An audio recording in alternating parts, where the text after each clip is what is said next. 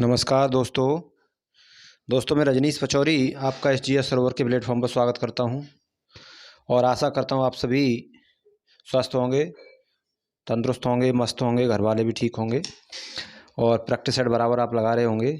SSC की जो vacancy है वो आने वाली है और उसमें जो वैकेंसियाँ हैं वो काफ़ी हैं एसएससी जीडी के लिए और यूपी पुलिस की भी।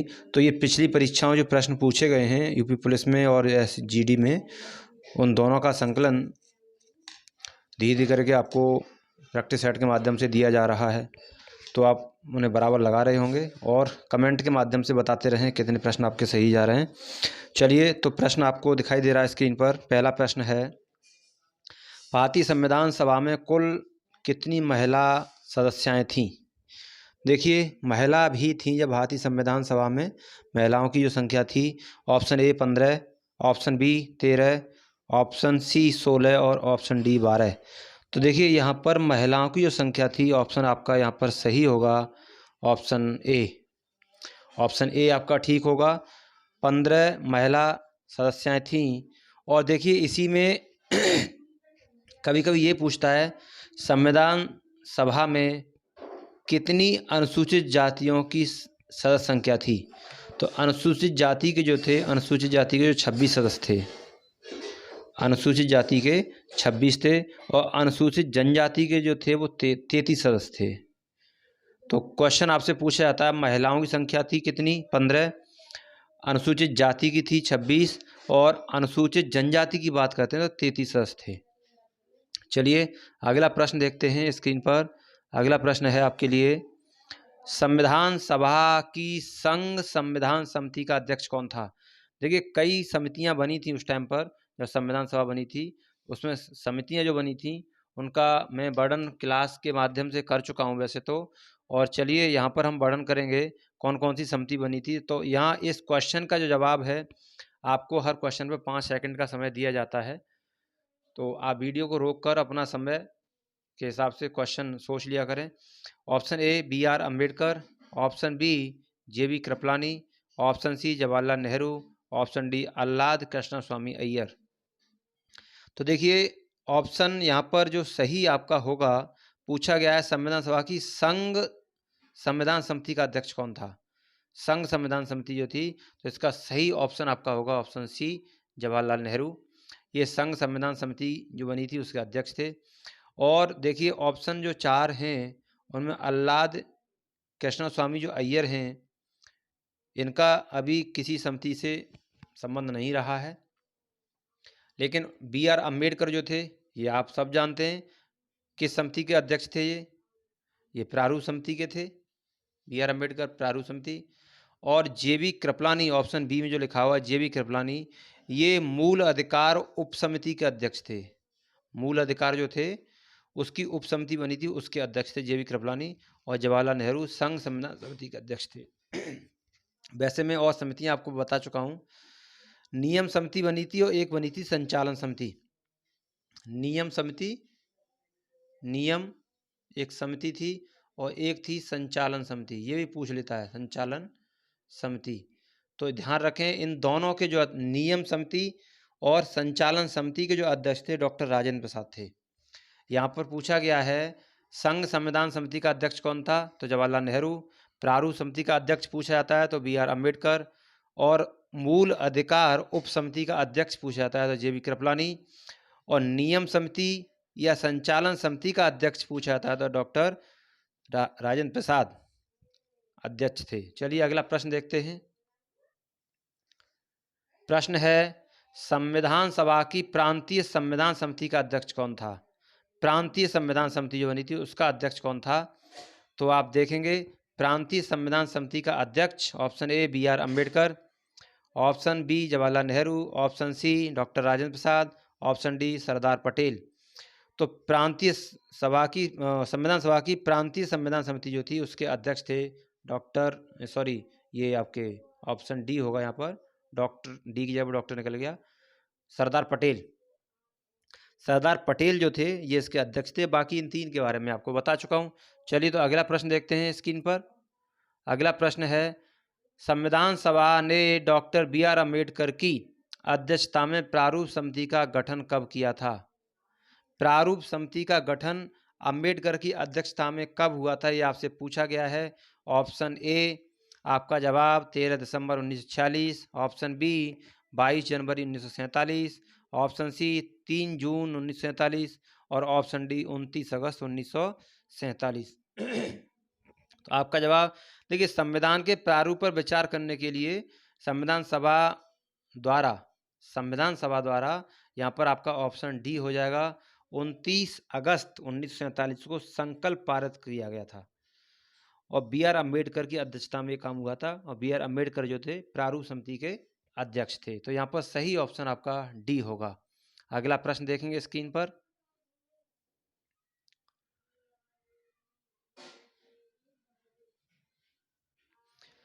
भारत के संविधान में उद्देशिका का विचार लिया गया है।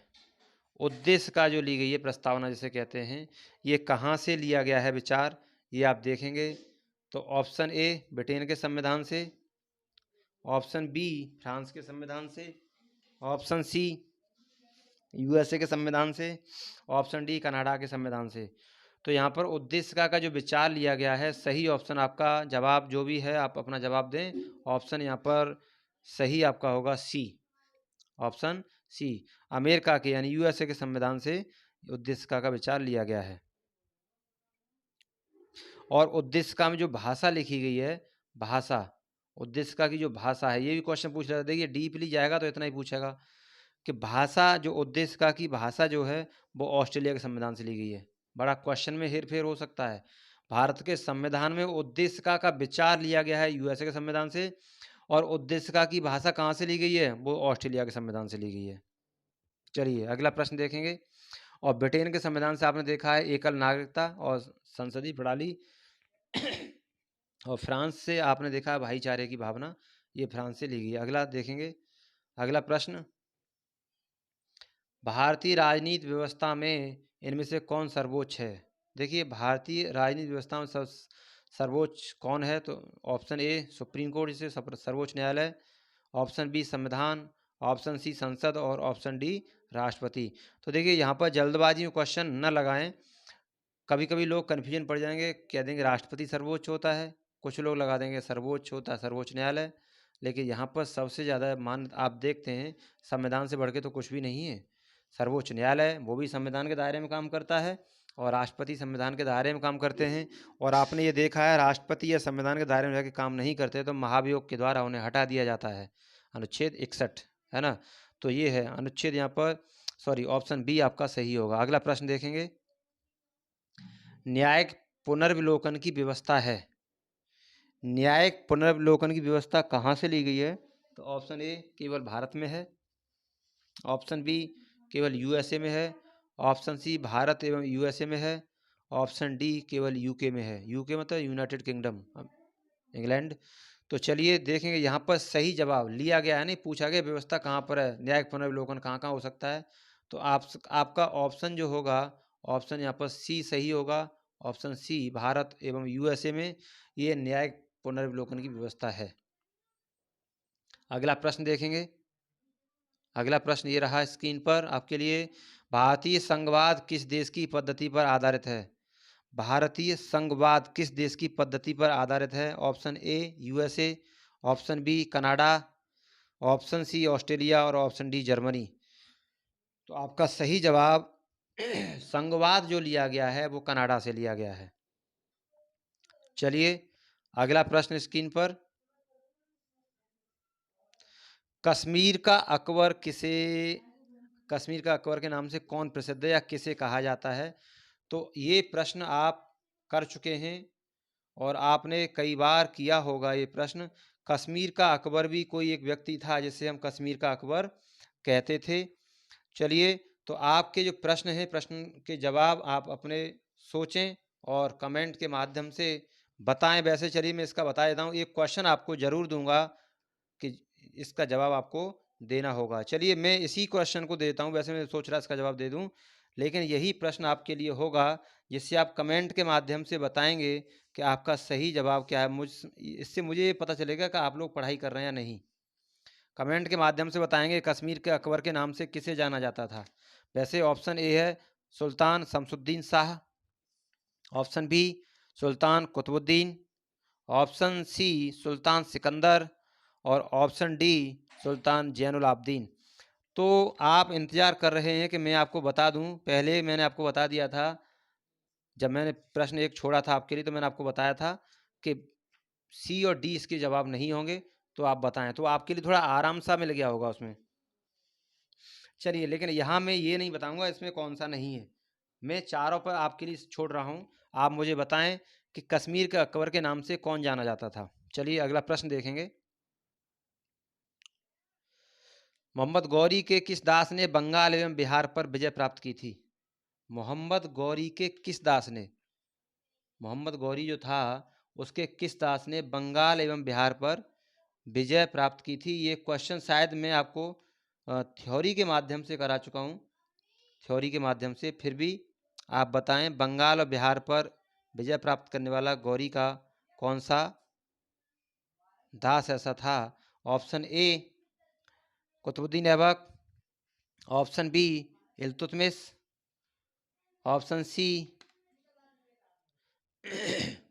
बख्तियार खिलजी और ऑप्शन डी गौरी। तो आपका सही जवाब का इंतज़ार ख़त्म हुआ और यहाँ पर सही जवाब का हो बख्तियार खिलजी। देखिए, बख्तियार खिलजी ने बंगाल एवं बिहार को जीता था। बंगाल एवं बिहार को किसने जीता था? बख्तियार खिलजी ने जीता था। और आप देखेंगे 1193 में कहीं जाके इसने उस पर आक्रमण किया था और जीत लिया था बंगाल। और ये आक्रमण इसके चलते रहे थे धीरे धीरे, और 1202 तक ये आक्रमण चले थे और इसने, बख्तियार खिलजी ने इसे जीत लिया था।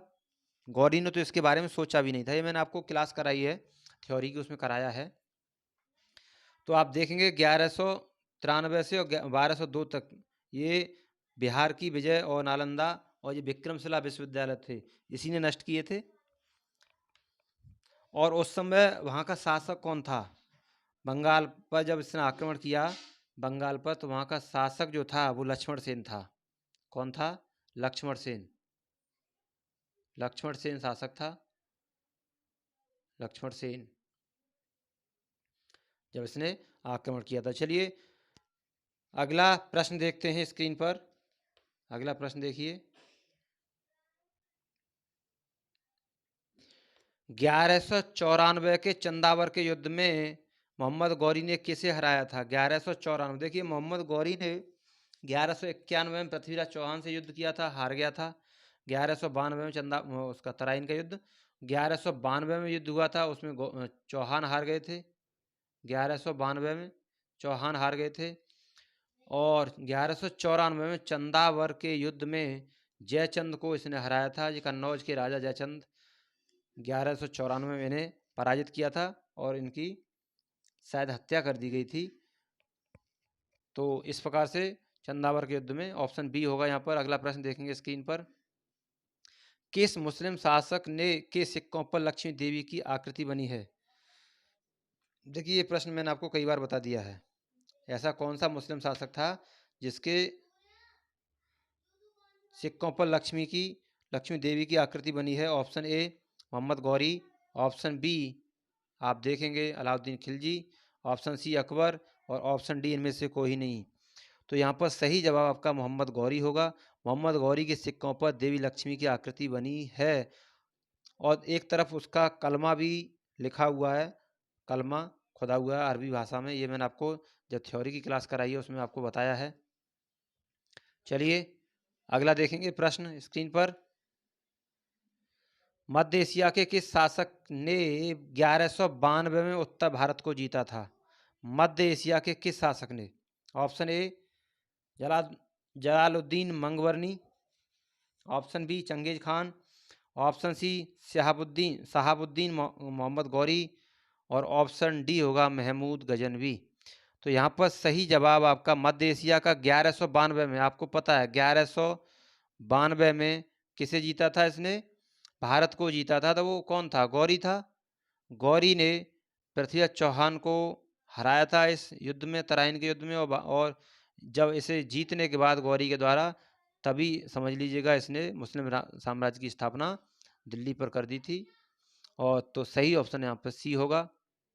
चलिए, और गजनवी तो आपने देखा ही था, 1000 में आया था, आक्रमण किया था और लूट मचा के भागा।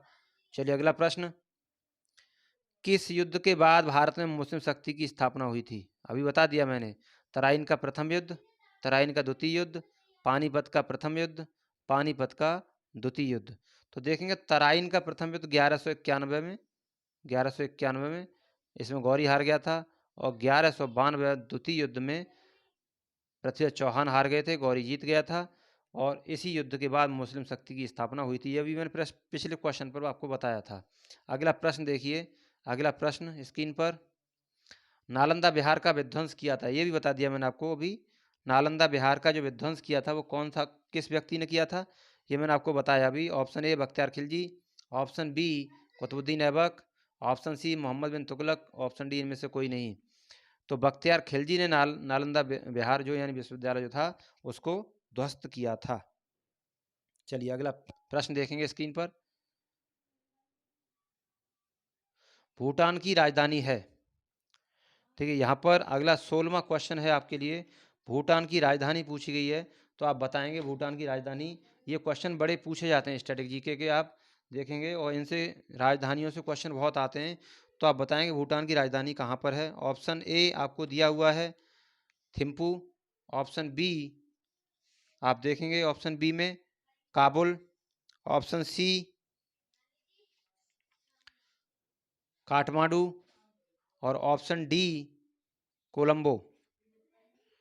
तो आपका जवाब क्या होगा, जवाब का इंतजार। देखिए यहाँ पर भूटान की राजधानी जो है, ऑप्शन ए यहाँ पर सही होगा, ऑप्शन ए थिम्पू, थिम्पू भूटान की राजधानी है। और काबुल जो लिखा हुआ है, काबुल अफगानिस्तान की राजधानी है, और कोलंबो जो श्रीलंका की राजधानी है, कोलंबो। चलिए अगला प्रश्न देखेंगे, अगला प्रश्न स्क्रीन पर, 17वां प्रश्न, मोतियों का द्वीप किसे कहा जाता है? मोतियों का द्वीप किसे कहते हैं? तो यहाँ पर देखिए ऑप्शन 4 दिए हुए हैं, और चारों ही अपने आप में मतलब रखते हैं। मोतियों का द्वीप कहते हैं option A Bahrain, option B Belgium, option C Myanmar, और ऑप्शन डी शिकागो। तो देखिए ऑप्शन यहाँ पर सही आपका जवाब होगा, बहरीन को मोतियों का द्वीप कहा जाता है। अब हम अन्य जो ऑप्शन है उनकी बात कर लेते हैं। यहाँ पर लिखा हुआ है बेल्जियम,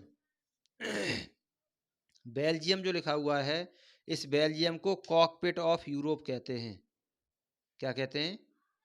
कॉकपिट, कॉकपिट समझ लेंगे आप, cockpit of Europe, cockpit of Europe Belgium को कहते हैं। और म्यांमार को आप कहते हैं पैगोडा का देश। ये सी ऑप्शन जो है, पैगोडा का देश कहते हैं म्यांमार को। पैगोडा पूछ लेता है, पैगोडा का देश कौन सा है, तो म्यांमार है। और शिकागो जो है, इसे हवा वाला शहर कहते हैं, हवा का शहर, हवा, हवा का शहर पूछा जाता है कौन सा है, तो शिकागो। बेल्जियम को कॉकपिट ऑफ यूरोप, म्यांमार को पैगोडा का, और मोतियों का द्वीप कहते हैं बहरीन को। अगला प्रश्न देखेंगे स्क्रीन पर, किस नगर को भारत के प्रथम टेक्नो पार्क का गौरव प्राप्त है? किस नगर को? ऑप्शन दिए हुए यहाँ पर, Thiruvananthapuram, option B Malappuram, option C Hyderabad, option D Greater Noida. तो यहाँ पर टेक्नो पार्क का गौरव जिस शहर को प्राप्त है, वो आपका शहर कौन सा है? आपने ऑप्शन सोच लिया होगा।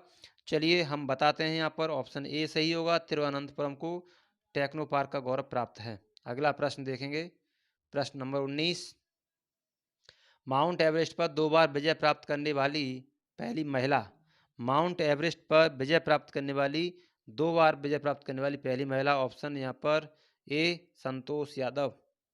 ये 2 बार माउंट एवरेस्ट की विजय प्राप्त यानी फतेह कर चुकी हैं उसे। चलिए अगला प्रश्न देखेंगे, अगला प्रश्न स्क्रीन पर, भारत रत्न प्राप्त करने वाली प्रथम भारतीय महिला, भारत रत्न प्राप्त करने वाली प्रथम भारतीय महिला, इंदिरा गांधी, विजयलक्ष्मी पंडित, किरण बेदी, प्रतिभा देवी पाटिल।